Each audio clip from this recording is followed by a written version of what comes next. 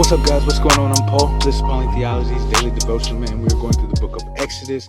Today, we are in Exodus chapter 7, chapter 7, verses 6 and 7.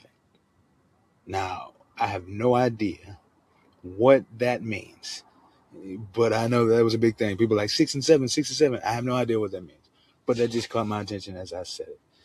I apologize. Let's jump into it, man. So, we are in Isaiah. We are in Exodus chapter 7, verses 6 and 7. If you haven't read it, stop the tape, check it out, see what it has to say, come back. We're going to answer the questions concerning this verse and how we can apply these truths to our lives, man. If you've already read it, then let's wait no further. But first, let's wait a little bit further. I just want to introduce this is Trust in Jesus Ministries. And what we do here is help you to trust in Jesus more by reading through the scriptures. We're reading through Exodus, and it's been good because we're seeing God's glory displayed. We're seeing God using man. We're seeing God just making his name known, how we can trust him, fulfilling his promises, how he loves us, how he's going to free us. We're going to see all these things, man. We're going to see all these things, and they're awesome. And today is no different. And so if you haven't read those two verses, then go ahead and read it. And if you have read it, man, we're going to jump into it. So what's going on? This is a cool part right here too. There's not very many. We're not going through the verses very fast. We're slowly going through, seeing what we can grind or mine from the resources of the scriptures, the mind of God, and it's been pretty good because here we've got it says that Moses and Aaron did all that God had told them to do, and everything that he said to say, he did it. And then it gave their age, so they were like 73 and 70 when all this happened or this occurred.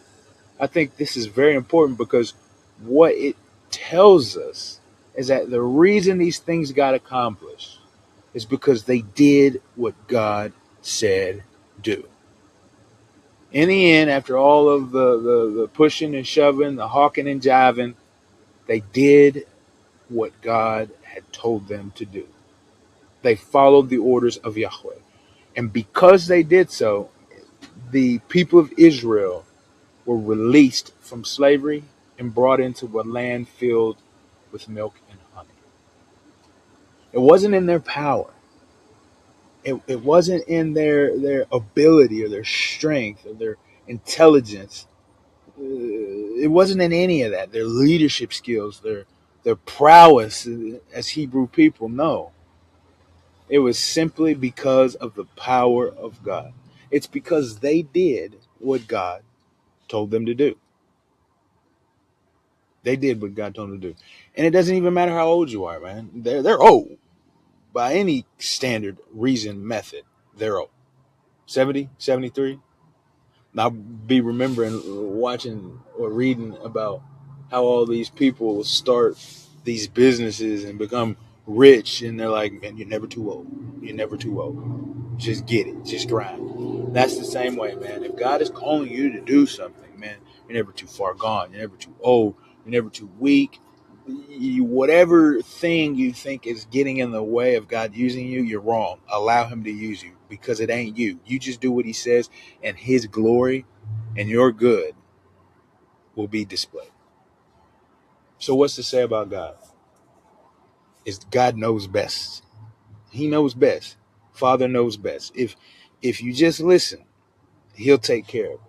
He's sovereign, powerful, ruler, controller. He can make all things occur through the power of his will. So he knows best. What does it say about man? It's just for us to do what he calls us to do. I mean, we've talked many times about Ephesians where it says just walk in the good works that God has called you to walk in, man. That's all it is. It ain't easy, but it's simple. Listen, do. Listen, do. And we have the perfect example here, Moses and Aaron. And I know sometimes we want to put up a fight. And that's why I said this is a perfect example, because Moses put up a fight. He didn't want to do it, but in the end he did. And so in the same way, we may not want to do it, but let's just do it and see how God shows up. Let's do it and see how God makes a way. Let's do it and see how awesome and wondrous his acts will be. Let's do it. So how do we apply these truths to our lives? Man, Just get with it. Earlier, I actually had the application. I was like, just do it. Like Nike, just do it. Don't worry about whatever situation you feel you're in, and where you're incapable of being able to accomplish the task that God has divined for you. But the thing is, if God has told you to do it, then He's going to allow you to do it. He's going to give you the power to achieve it. He's going to work with you to make it happen.